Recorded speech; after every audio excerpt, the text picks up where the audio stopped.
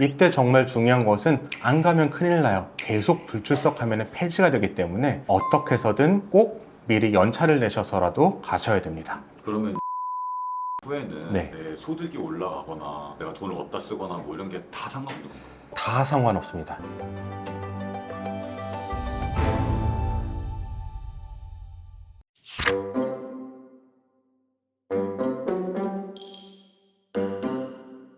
개인회생이 계속 조금씩 바뀌잖아요. 네. 가장 최근 버전으로 좀 절차가 어떻게 되고 있나요, 요새는? 제가 채무자 입장이라고 생각을 하고 말씀을 드릴게요. 제가 채무자인데 돌려막기를 열심히 하고 있어요. 그러던 와중에 우연히 유튜브에서 검색을 하다가 개인회생에 관한 유튜브를 하나를 보게 돼요.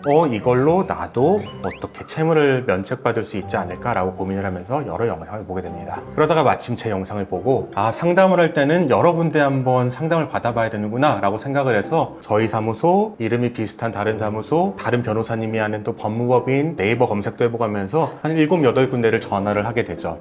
여러 군데를 상담을 하다 보면은 개인회생에 대해서도 좀 알게 되고 내가 얼만큼 변제를 하고 얼만큼 면책받을 수 있을지도 알게 되고 어떤 사무실과 계약을 할지도 결정을 하게 되겠죠. 그렇게 해서 계약을 체결을 해요. 그날을 우리가 1월 1일이라고 볼게요. 2025년 1월 1일이에요. 그날 계약을 했어요. 계약을 하면은 2025년이기 때문에 2025년에 최저생계비로 변제계획안이 작성이 되겠죠. 변제계획안이 작성되는 동안에 저는 사무실에 1차 서류와 2차 서류를 갖다 주게 될 거예요. 이런저런 서류를 갖다 주면은 사무실이 착착착 일을 해서 보통은 2주 뒤에 한 1월 15일 정도에 신청서를 접수를 하게 됩니다. 이게 첫 번째 단계예요. 신청서를 접수하게 되면은 저는 막 독촉 전화를 받고 있겠죠. 독촉 전화를 받으면서 노심초사하고 있는데 1월 한 20일쯤 되면은 금지 명령이 채권자들에게 다 송달이 되게 되면서 독촉이 이제 끊기게 될 겁니다. 그러면 이제 조금 평안을 얻고 2월달, 3월달, 4월달까지는 제가 개인회생을 신청했기 때문에 채권자들에게 빚을 갚을 이유도 없고 이자를 줄 필요도 없어요.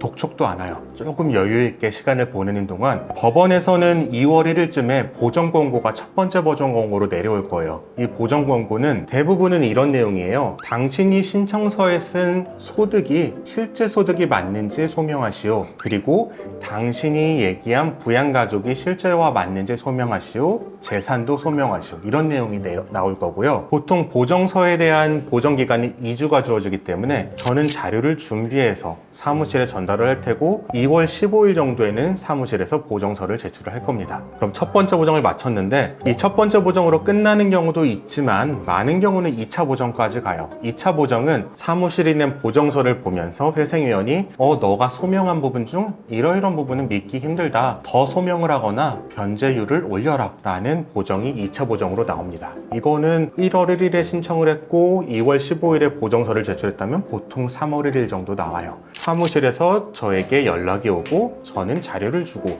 또 사무실이 보정서를 3월 15일에 내면은 4월 1일 정도에 3차 보정이 나오는 경우가 있고 대부분은 2차 보정에서 끝나요. 3차 보정이 나오는 경우는 내가 최근에 소득이 굉장히 줄어든 경우 아니면은 내가 도박이나 주식 코인을 해서 변제율을 높여야 될 필요가 있는 경우 회생법원은 예외로 하고요. 그런 경우 3차 보정까지 나오고 개시결정이 나오게 되는데 이 개시결정은 평균적으로 신청한 때로부터 최근에는 5개월에서 6개월 뒤에 나오고 있어요. 그럼 1월 1일에 신청을 했으니까 넉넉 잡아서 7월 1일에는 개시결정이 나오게 될 겁니다. 개시결정이 나오면은 의뢰인 입장에서는 이제 한숨 놓아도 돼요. 의뢰인이 할 건 다 끝났어요. 딱 한 가지 남은 게 채권자 집회기일 출석이에요. 개시결정과 함께 채권자 집회기일 날짜가 잡힐 텐데 대부분은 개시결정으로부터 1개월 뒤니까 한 8월 1일 정도 그때까지의 채권자들은 이의 신청을 할 수가 있어요. 이의 신청을 하는 동안 사무실에서는 채무자가 얘기를 하질 않더라도 채권자의 이의 신청서에 대한 각종 답변서를 제출을 할 거고요. 채권자는 다만 채권자 집회기일에 법원에 가셔서 간단한 출석 체크만 하시면 돼요. 한 5분에서 10분이면 끝납니다.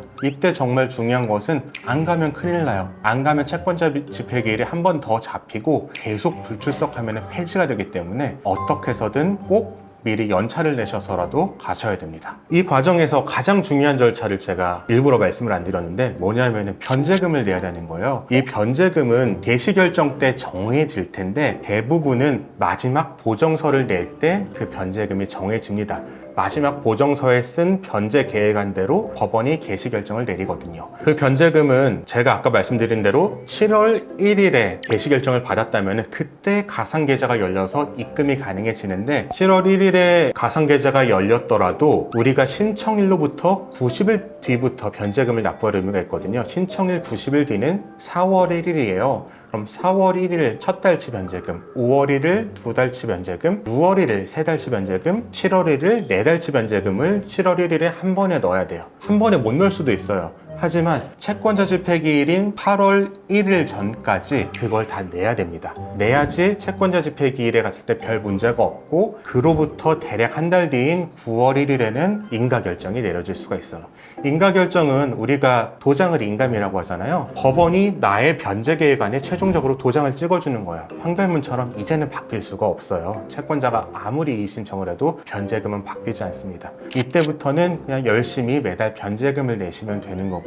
언제 끝나느냐? 제가 2025년 1월 1일에 접수를 했으면은 4월 1일에 첫 변제금을 내는 거고요. 그로부터 36개월 뒤인 2027년도 3월 1일에 마지막 36회차를 내게 되겠죠. 그때 면책 신청서를 낼 자격이 생기고 면책 신청서를 내면은 일주일 내에 면책 결정을 받습니다. 이 관련된 자료는 제가 카페에 올려놨으니까 참고를 하시면 되고요. 면책 결정을 받게 되면은 개인회생을 하면서 대출을 안 받으셨던 분 같은 경우에는 대부분은 바로 신용카드 발급도 가능해져요. 이 신용카드 발급이 가능해지는 이유는 면책 결정을 받으면 법원에서 나한테 면책 결정서를 보낼 뿐만 아니라 한국신용정보원에도 면책일 통보합니다.